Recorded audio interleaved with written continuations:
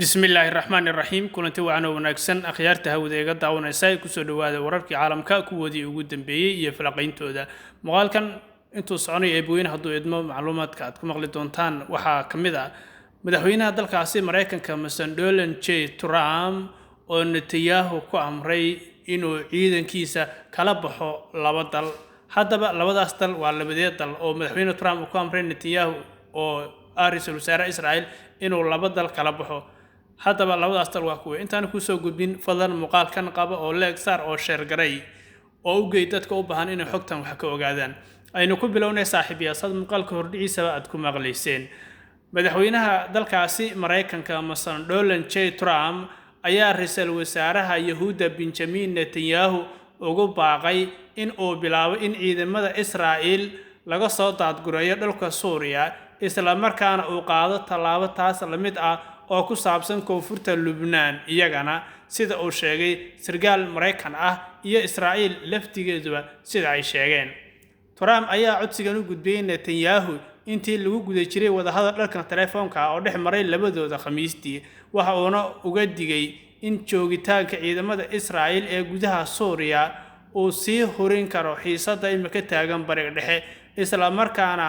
uu sababi karo buu yiri isku dhac cusub oo ka qarxa gobolka dadka halkaasi jooga buu yiri ma doonayaan joogitaankiina waa inaad ciidamadiina dib uga soo saartaan halka ama uga soo daadgureysaan ayuu yiri Trump sida uu sheegay Netanyahu sidoo kale sargaal Mareykan ah oo xoogaal arintaas ama u dhuunduleela ayaa sheegay wadahadal dhex maray inay intaasi ku saabsanaayeen sargaalka ayaa intaasi ku daray in Trump Netanyahu u gudbiyay fariin la mid ah oo ku saabsan ciidamada Israel ee ku sugan gudaha Lubnaan in laga soo saaro xafiiska ra'iisul wasaaraha Yahuuda Israel ayaa xaqiijiyay in labadan hogaamiye ay wada hadleen xaaladda xuduudaha balse waxa uu sheegay Netanyahu inuu ku adkaystay oo uu diiday muhiimadda ay dawladdiisa u leedahay dawladdiisa sida uu sheegay in ay siinayso saameyn adag oo ammaan ah oo ku teesan xuduudaha Israel ra'iisul wasaaraha ayaa wuxuu dhankiisa uu soo bandhigay baahida loo qabo aag ammaan ah oo ku yaala xuduudaha Israel ayaa lagu yiri bayaan ka soo baxay xafiiska Netanyahu labadooda ayaa isku jeestay u jeedaan saaxiibayaal Allah isku jabiyaan leenahay saaxiibayaal ee fadlan bal muuqaalka leega naga saara Israel ayaa ciidamo hor leh oo kamid ah koonfurta Suuriya iyo koonfurta Lubnaan iyada oo dawladda Netanyahu ama Israel ay doonayso in ay joogitaanka oo lagama maarmaan ay u tahay